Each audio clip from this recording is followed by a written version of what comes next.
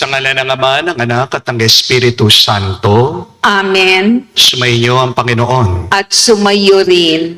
Mga kapatid, bakit ba minsan tayo ay napapagod, nalilito, at nagsasawa? Ito marahil, baka binibigyan natin ng panahon ng mga mahalagang bagay, pero hindi silang pinakamahalagang bagay sa ating buhay. Kaya magdasal tayo sa banal na misang ito, magpatulong tayo sa Diyos. Naway buksan ang ating mga isip, puso, kalooban. Bigyan natin ng pansin mga pinapahalagan ng Diyos. Silang magbibigay sa atin ng tuwa, ng lakas, at ng kapayapaan. Mili natin ang mga pagkakataon na kung saan mas pinili nating magkasala kaysa sa magmahal. Aminin natin mga pagkakataon na kung saan lumayo tayo sa Diyos. Kaya naman, mas naubos ang ating tuwa, ang ating lakas. Sa ating mga kasalanan, naway patawarin tayo ng Diyos para tayo ay makitang minsan pakarapat dapat makatanggap sa mga banal na misteryo. Inaamin ko Sa makapangyarihang Diyos at sa inyo mga kapatid, na lubha kong nagkasala sa isip, sa salita, at sa gawa, at sa aking pagkukulang. Kaya isinasamo ko sa mahal na Birheng Maria, sa lahat ng mga anghel at mga banal, at sa inyo mga kapatid, na ako'y ipanalangin sa Panginoong ating Diyos. Pawaan tayo ng makapangyarihang Diyos. Patawarin tayo sa ating mga kasalanan at patnubayan tayo sa buhay na walang hanggan. Amen. Panginoon, kaawaan mo kami. Panginoon, kaawaan mo kami. Kristo, kaawaan mo kami. Kristo, kaawaan mo kami. Panginoon, kaawaan mo kami. Panginoon, kaawaan mo kami. Manalangin tayo. Ama namin makapangyarihan, ginawa mo kaming magkaisa ng kalooban. Pagkaloob mo, ang iyong mga utos ay aming mahalin. Ang iyong mga pangako ay hangarin naming tanggapin. Upang sa namang pagbabago sa paligid namin, manatiling matatag ang aming loobin. Sa tunay na kasiyahang matatagpuan sa iyong piling, sa pamagitan ni Jesucristo kasama ng Espiritu Santo, magpa sa walang hanggan. Amen.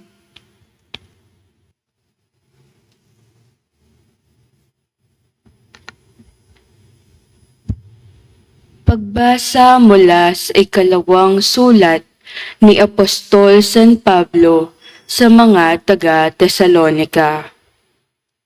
Tungkol naman sa pagparito ng ating Panginoong Hesukristo at sa pagtitipon niya sa atin, ipinamamanhik namin sa inyo, mga kapatid, na huwag kayong magugulat agad o mababahala sa balitang dumating na ang araw ng Panginoon. Huwag kayong maniniwala kahit sabihin nilang ito'y hula o pahayag o kaya'y sulat na galing sa amin o sa anumang paraan. Huwag kayong padadaya kanino man. Tinawag kayo ng Diyos sa pamamagitan ng mabuting balitang ipinahayag namin sa inyo upang makasama sa kaluwalhatian ng ating Panginoong Hesukristo. Kaya nga mga kapatid, manatili kayong matatag sa mga katotohanang itinuro namin sa inyo, maging sa salita o sa sulat. Aliwin nawa kayo ng ating Panginoong Hesukristo at ng ating Diyos at Ama na umibig sa atin at sa kanyang habag ay nagbigay sa atin ng walang pagbabagong lakas ng loob at matibay na pag-asa. Bigyan nawa kayo ng matatag na kalooban upang inyong maipahayag at maisagawa ang lahat ng mabuti. Ang salita ng Diyos. Salamat sa Diyos. Panginooy paririto upang hatulan niya tayo.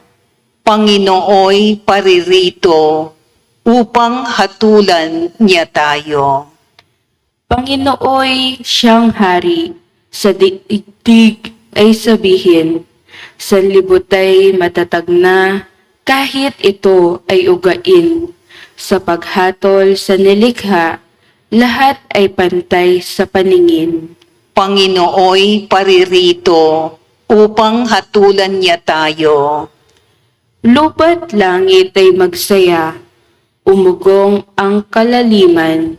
Lahat kayo na nilikhang nasa tubig ay magdiwang. Ang bukirin at ang lahat ng naroon ay sumisigaw. Panginooy paririto upang hatulan niya tayo. Pati mga punong kahoy sa galak ay mag-awitan. Ang puon ay pupurihin pagkat siya ay daratal. Paririto sa daigdig upang lahat ay hatulan. Tapat siya kung humatol at lahat ay pantay-pantay. Panginooy paririto upang hatulan niya tayo.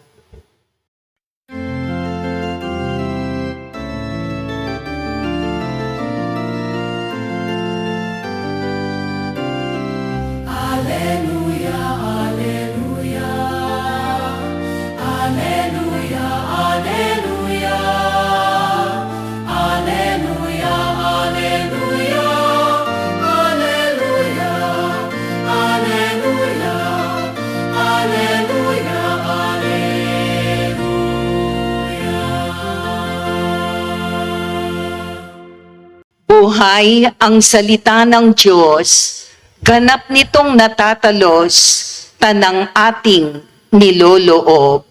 Aleluya, aleluya. Sumainyo ang Panginoon. At sumayo rin, Ang mabuting balita ng Panginoon ayon kay San Mateo. papuri sa iyo, Panginoon.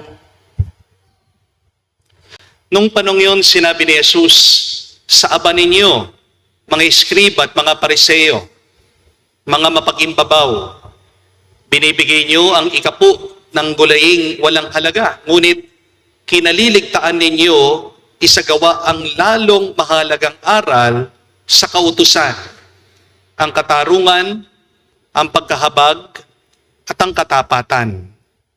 Tamang gawin ninyo ang mga ito, ngunit huwag naman ninyong kaliligtaan gawin ang iba.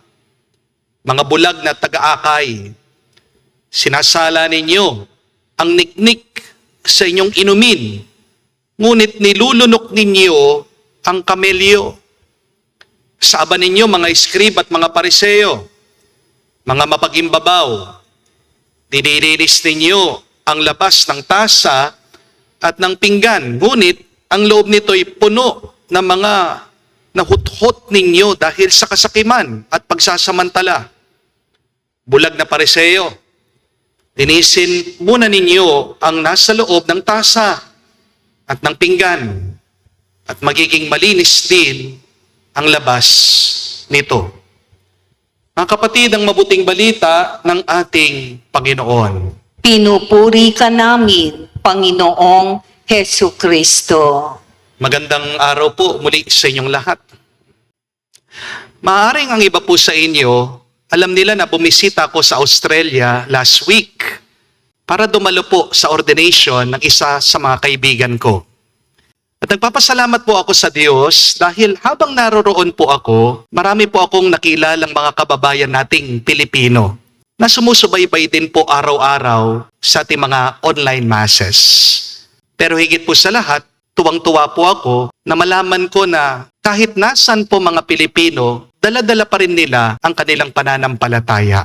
Malayo man po sila sa Pilipinas, palagi sila naghahanap ng simbahan. Pagod man sila sa trabaho, palagi pa rin silang nagsisimba, nagdarasal. Minsan kahit na night shift, kahit na dalawa ang kanilang trabaho, pero naghahanap pa rin sila ng panahon para sa Diyos.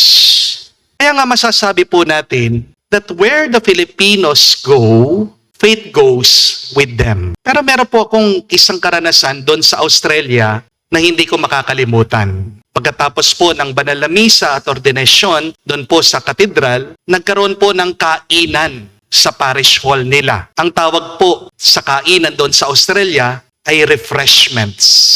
Pero pagdating ko po doon sa parish hall, nagulat po ako. Kasi meron pong mesa, meron pagkain, meron pong drinks, pero wala pong upuan. Nakatayo po lahat ng mga tao habang sila'y kumakain. At na-culture shock po ako. Kasi sa Pilipinas, kapag sinabi mong kainan, automatic, merong upuan. Hindi po ba? At kung piyesta yan, hindi lang upuan ang hahanapin mo. Titignan mo pa kung saan malapit yung lechon. Doon ka uupo. Hindi po ba? Kaya, tinanong ko po dito sa aking kamag-anak na matagal nang nakatira sa Australia. Bakit po walang upuan? At sabi po niya, Father, normal po yan dito. Wala pong upuan para malaya kang makalakad, makapag-mingle, makausap mo yung ibang tao, at makakilala ka ng bago. Sabi ko, ganun pala. O nga naman, dahil kapag nakaupo ka, fix ka lang sa isang lugar. At fix ka rin, nakatuon ka, dun lang sa iyong pagkain. Pero kapag nakatayo ka nga, mapipilitan kang gumalaw, lumapit, makipagkamay, makipagkwentuhan sa ibang tao. At doon ko po naisip, maybe the food is important, but the fellowship is more important. Mahalaga po ang pagkain, pero mas mahalaga ang taong kasama mo habang ikaw ay kumakain. Di po ba? Mahalaga po ang handa, pero mas mahalaga yung pakikipagtagpo. And that experience reminded me of a very important truth that not everything that is important is equally important. Maraming bagay ang mahalaga. Pero hindi naman lahat ng mahalaga ay pinaka-mahalaga. At yan po mismong pinapaalala ng ating Panginoong Jesucristo sa atin dito sa nabasang Ebanghelyo. Sabi po niya sa mga eskriba, sa mga Pariseo, you have neglected the weightier things of the law, judgment, mercy, and fidelity. Napakaganda po ng expression na ginamit ng ating Panginoong Jesucristo.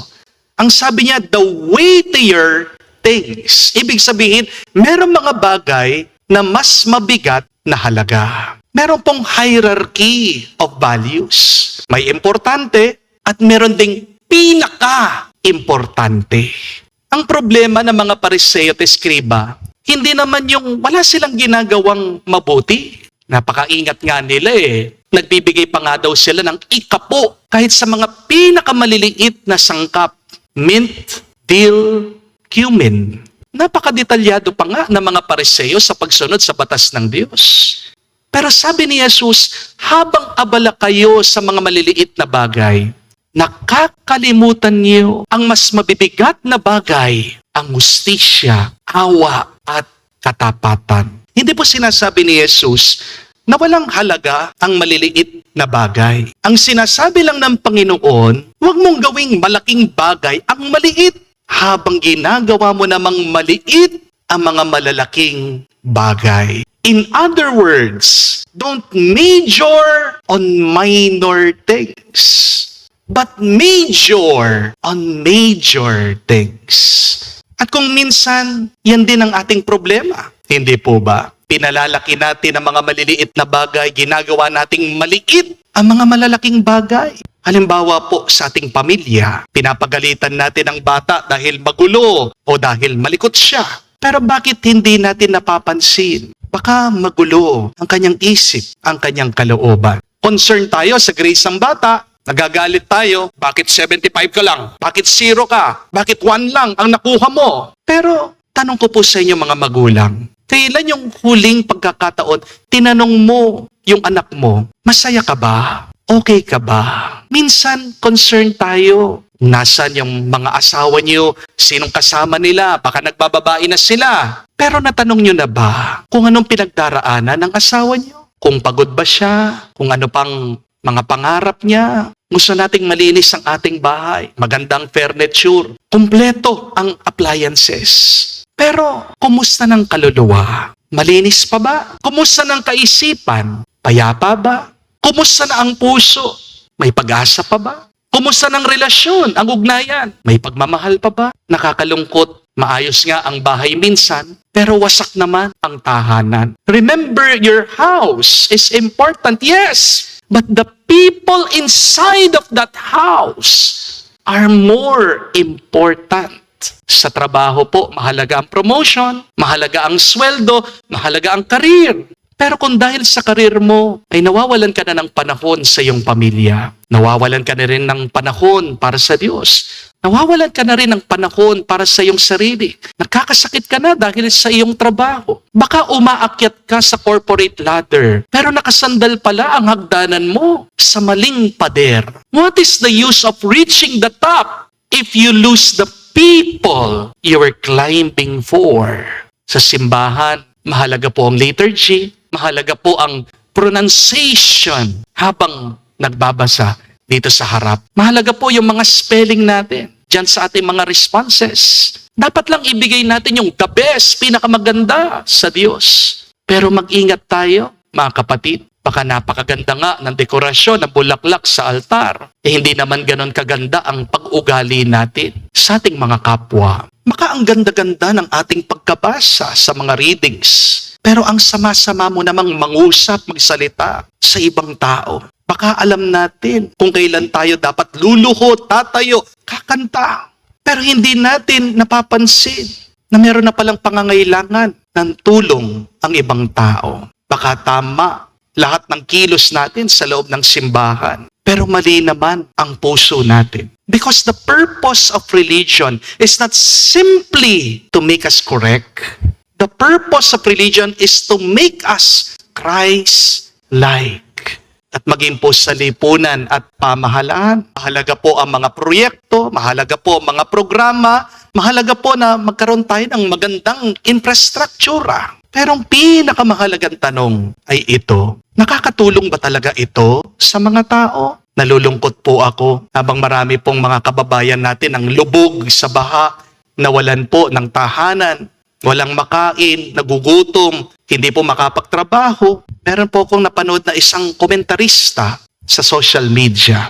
Ang gusto po niyang pag-usapan, yung pagpapalegalize ng prostitution. Balitaan niyo po yun. Di ba dapat unahin muna natin yung dignidad, yung pangunahing pangangailangan ng mga tao? Ang trabaho, ang pagkain, edukasyon, kaligtasan, disenteng kabuhayan. Habang maraming mga tao, mga kababayan natin, hindi makaraos sa kanilang pang-araw-araw na pangangailangan. Ang sagot ba talaga ay gawin mong legal ang prostitusyon? Ang sagot ba natin ay gawing legal ang isang bagay na maaring sumira sa mga pamilya at matinong pag-ugali ng mga tao? Meron pong nakapagkwento sa akin sa isang barangay habang hirap na hirap po sa baha yung mga tao. Ang priority project daw po ng kapitan ay ang Zumba. Okay lang naman pong Zumba. Maganda po yan para maging mas malusog tayo eh. Pero paano ka magsusumba kung lumulutang ka na? Hindi po ba? Yan ang problema ng tao minsan. We have a misplaced sense of priority. At bakit hindi natin mauna ang tunay na mahalaga? Ito ay dahil hindi pa hinog ang ating pananampalataya. My dear friends, when we are not spiritually mature, we will have a difficult time to distinguish not only what is good from bad, but if you're not spiritually mature, you don't know what is the difference between what is important and the most important. Habang nasa Australia po ako, meron po akong narinig na kwento tungkol po sa mga ibang kababayan natin doon. Minsan, pagbago pa lang po dating ang isang Pilipino, gusto daw po nila agad-agad bibili sila ng bagong magandang sasakyan. Brand new, yung social. Kahit halos po na hindi nila kaya yung monthly na payment. Pero bakit po ganyan ang ginagawa ng ibang kababayan natin? Dahil minsan, iniisip nila, kailangan magmukha akong successful. Pero isipin niyo po, ano ba talaga ang pinaka-purpose ng sasakyan? Yung makarating ka lang sa iyong trabaho, hindi po ba? Ang sasakyan nandyan, hindi para patunayan mo na mas mayaman ka kesa sa iyong kapitbahay. Kung second hand lang yung iyong sasakyan, kung yan ang magdadala sa iyong trabaho na wala kang utang, wala kang stress, di ba? Baka yan yung mas matalino, mas magandang desisyon. Because sometimes we sacrifice what is most important to look more impressive. Kaya nga po napakaganda ng paalaala ng ating Panginoong Hesukristo. Balikan nyo dito sa Ebanghelyo, sabi niya, sinasala nyo ang niknik, nilulunok nyo naman ang kamelyo. You strain the gnat and you swallow the camel. Kakatawa pong imagery ito. Isipin niyo po, meron kang hawak na baso, pagkatapos nakita mo, merong lumulutang na langaw. Sinasala mo ng sinasala, inaalis mo yung insekto, pero pagkatapos mong maalis, yung maliit na lamok o langaw, nilulunok mo naman yung tubig na puno ng kalawang. Para sinasabi ng Panginoong Hesukristo, ang liit-liit naman ang mga pinapansin nyo, pero yung mga malalaki, hindi nyo nakikita. Kaya napakaganda pong tanong para sa ating lahat. Ano yung mga nuts o niknik na pinagtutuunan natin ng pansin, habang naman yung mga kamelyo ay hindi natin hinaharapan? That is why we should remember, do not lose what matters most while taking care of what matters less. Mahalaga po ang trabaho, pero mas mahalaga ang pamilya. Mahalaga po ang pera, pero mas mahalaga ang pagkatao. Mahalaga po ang reputasyon, pero mas mahalaga ang karakter. Mahalaga po ang pagiging tama, pero mas mahalaga din ang pagiging maawain. Mahalaga po ang panlabas na kaayusan, pero mas mahalaga ang kaayusan ng puso.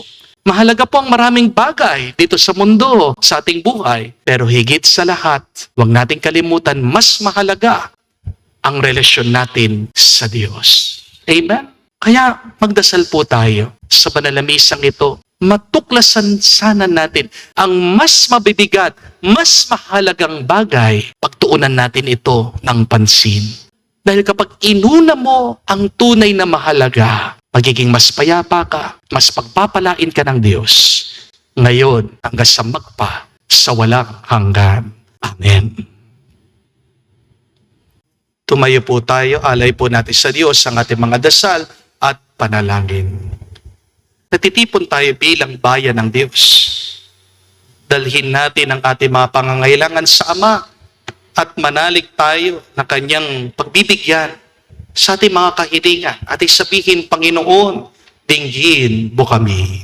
Panginoon, dinggin mo kami. Ang simbahan naway maging gising sa kanyang tungkulin na ipalaganap ang katarungan para sa lahat sa pamamagitan ng kanyang paglilingkod sa mga dukha. Manalangin tayo sa Panginoon. Panginoon, dinggin mo kami. Ang mga opisyal ng gobyerno naway maging tapat sa kanilang pagbibigay ng serbisyo at pagsasakatuparan ng mga programa para sa mga mahihirap at napapabayaan. Manalangin tayo sa Panginoon. Panginoon, dinggin mo kami. Ang mga empleyado at mga manggagawa naway maging magalang at magpakatotoo sa isa't isa. Manalangin tayo sa Panginoon. Panginoon, dinggin mo kami. Sa katahimikan po ng ating puso, sabihin natin sa Diyos ang ating mga personal na pangangailangan. Ama naming nasa langit, palalimin mo ang aming pananampalataya upang umunlad kami sa iyong pag-ibig at lagi kaming maglingkod sa iyo na may kagandang loob at katapatan sa aming puso. Nihiling namin ito sa pamagitan ni Kristo, aming Panginoon. Amen.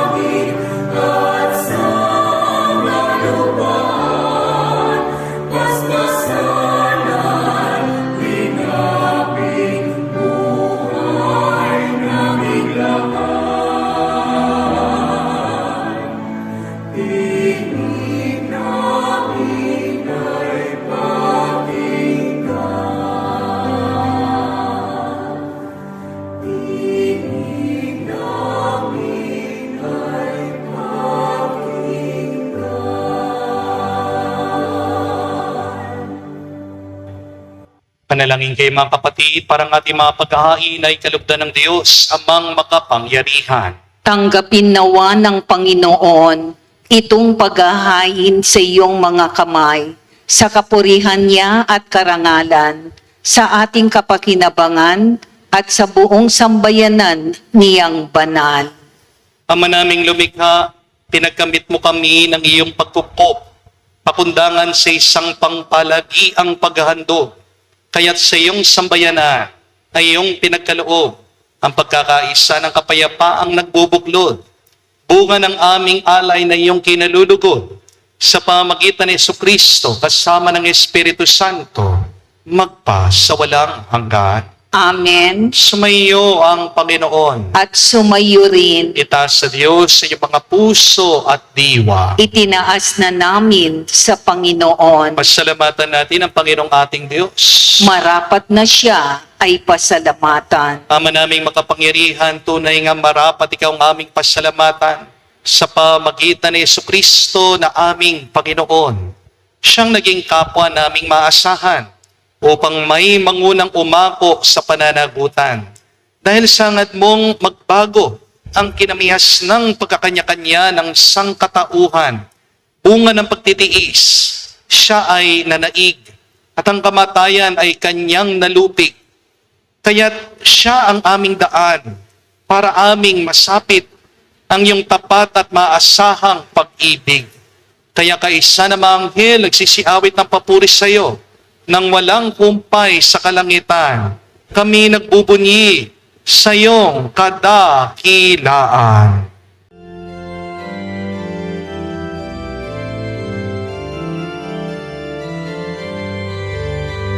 Santo, Santo, Santo, Panginoong Diyos ng mga hukbo, napupuno ang langit at lupa ng kadakilan mo.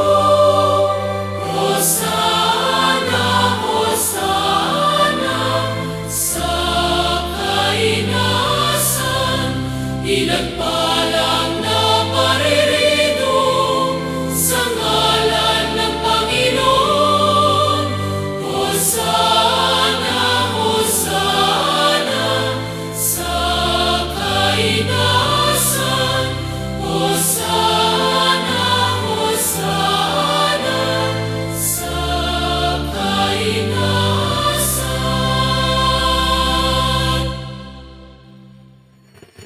Ama naming banal, ikaw ang bukalan tanang kabanalan. Kaya't sa pamagitan ng iyong Espiritu, gawin mong banal ang mga kaloob na ito upang para sa amin maging katawan at dugo ng aming Panginoong Hesus Kristo. Bago niya pinagtiis ang pusang loob na maging handog, hinawa kanyang tinapay, pinasalamatan kanya, pinaghati-hati niya iyon, inabot sa kanyang malagad at sinabi, tanggapin ninyong lahat ito at kanin. Itong aking katawan na ihahandog para sa inyo.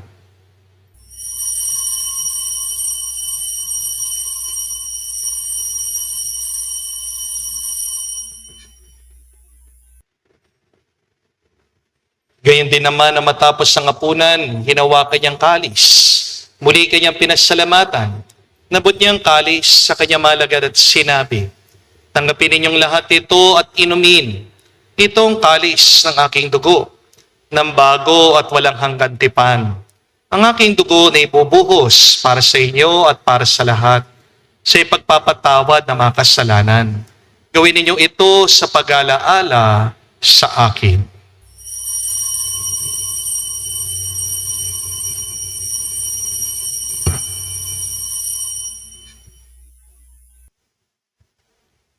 Ang misteryo ng pananampalataya.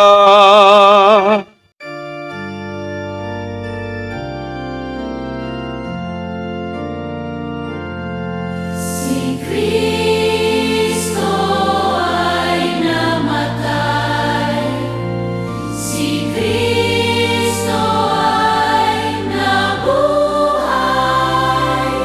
si Kristo ay babalik sa wakas.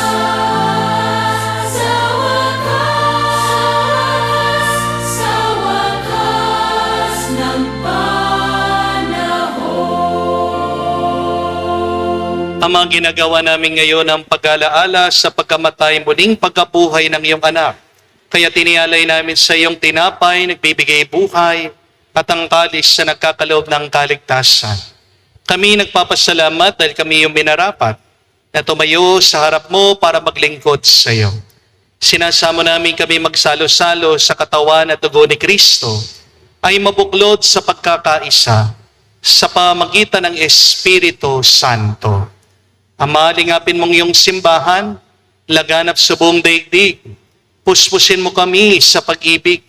Kay San Leon ang aming Santo Papa, si Florentino aming Arsobispo, at ng Tanang Kaparian.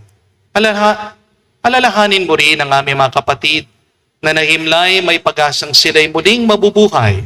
Gayon din naman lahat ng mga pumanaw. Kawan mo't sila't patuloyin sa iyong kaliwanagan. Kawan mo't pagindapatin kaming lahat. Makasalo sa iyong buhay na walang wakas. Kaisa na mahal na Birhen Maria, Ina ng Diyos. Kaisa ni San Jose, ang kanyang malwalhating esposo. Kaisa ng mga apostol, lahat ng mga banal, na nabuhay dito sa daigdig, nakalugod-lugod sa iyo.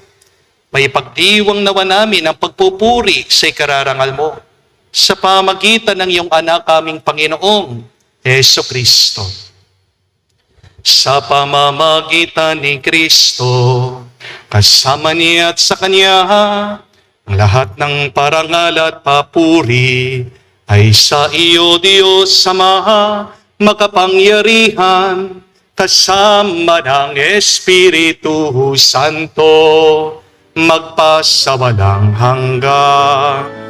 Amen, Amen, Amen, Amen, Amen. Sa nakagaling na utos sa tunay ni Jesus sa Panginoon natin na Diyos, ipahayag natin ang lakas, loob.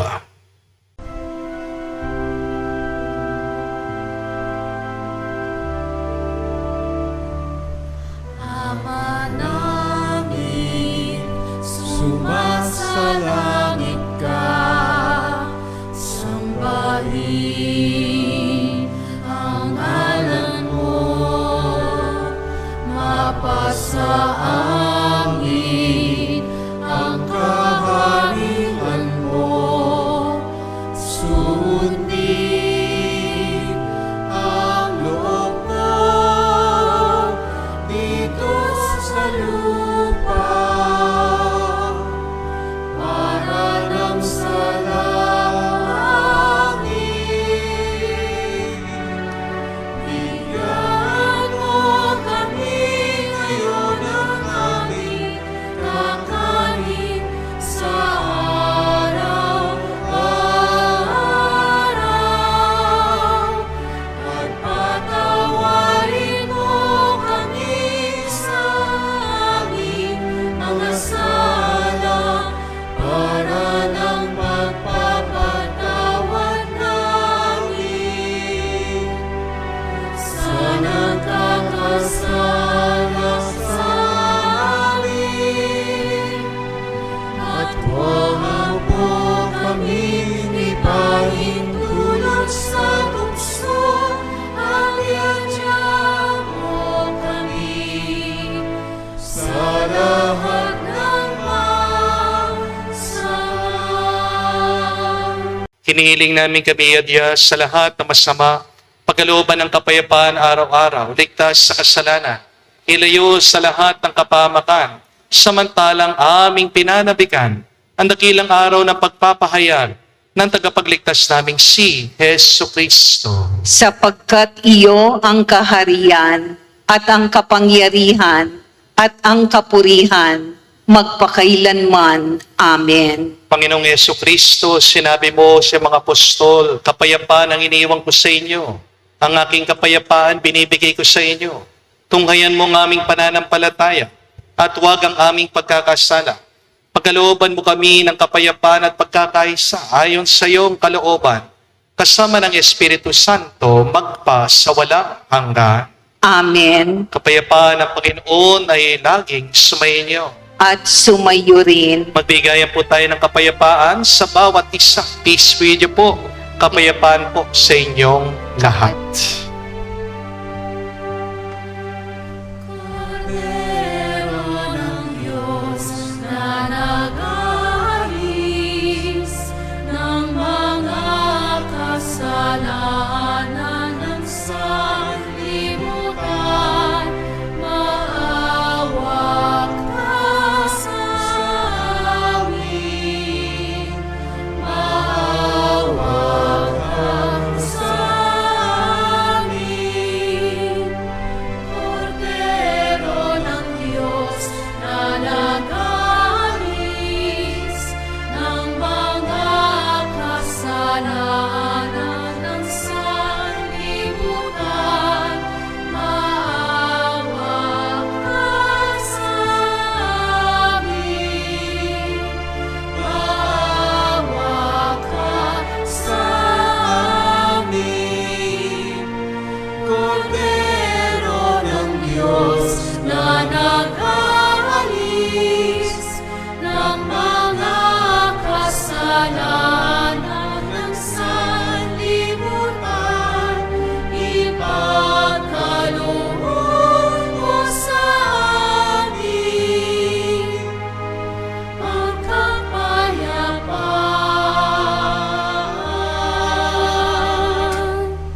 Mga kapatid, naririto ang ating Panginoong Jesucristo, ang Kordero ng Diyos.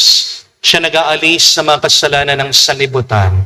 Mapalad tayong lumalapit sa piging ng Kordero.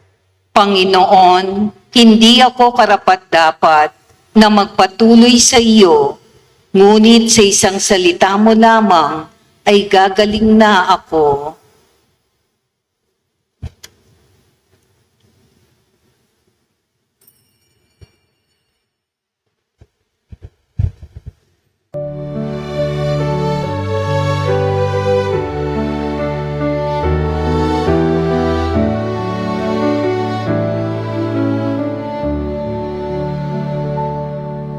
Tinapay na handog ni Kristo, na tinanggap natin ng buong lugod, alab ng pag-ibig sa sanlibutan,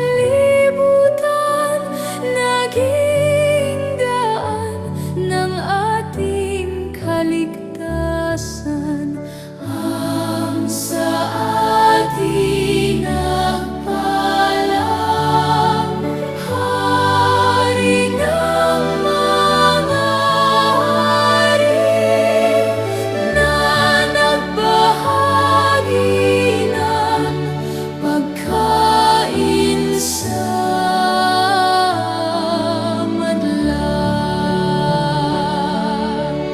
Ang sa atin nagpalang Hari ng mga hari, na nagbahagi ng pagkain sa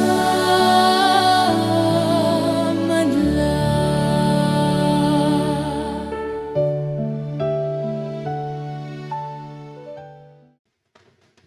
Manalangin tayo. Ama namin mapagmahal, lubusin mo sa amin ang kagalingang bigay ng iyong pag-ibig na ngayon pinagdiriwang. At kami naway magkaroon ng ganap na kaunlaran upang sa lahat ng aming pinagkakabalahan, ikaw ay aming mabigyang kasiyahan. Sa pamamagitan ni Jesucristo kasama ng Espiritu Santo, magpa sa walang hanggan. Amen. Ang kapatid, tandaan niyo po that not everything that is important is equally important. Yung inaakala mong mahalaga, baka hindi naman yan ang pinaka mahalaga. Kaya tayo ay napapagod, kaya tayo ay nalilito, naliligaw sa buhay, ay dahil maaaring meron tayong pinapahalagahan, pero hindi yan ang pinakamahalaga para sa Diyos. Kung gusto mong mas lumakas, sumaya, at mas pagpalain sa buhay, please, major on major things. Do not major on minor things. Alalahanin nyo ang turo ng ating Panginoon. Do not strain the gnat just only to swallow the camel. Baka sinasala mo, inaalis mo yung langaw, pero iniinom mo naman yung tubig na merong kalawang. Kailangan tignan mo kung ano talagang pinakamahalaga. At para makita mo yan, kailangan hinug ang iyong pananampalataya. It is only through a mature faith that you can distinguish not only good from bad, but when you have a mature faith, you can see what is most important to what is less important. Bigyan mo ng oras at pansin ang tunay na mahalaga, ang mga mahalaga para sa Diyos. Yan ang pagmamahal, katarungan at awa. Kapag nakita ng Diyos, pinapahalagan mo yung mahalaga para sa Kanya, dadagdagan pa niya ang buhay mong lakas mo para pagpatuloy mo ang iyong misyon dito sa mundo. Sumainyo ang Panginoon. At sumayo rin. At kayo basbasan ng Diyos, makapangyarihan sa lahat, sa ngalan ng Ama, ng Anak, ng Espiritu Santo. Amen. Ang ating misa ay natapos na. Humayo kayo sa kapayapaan ni Kristo. Salamat sa Diyos.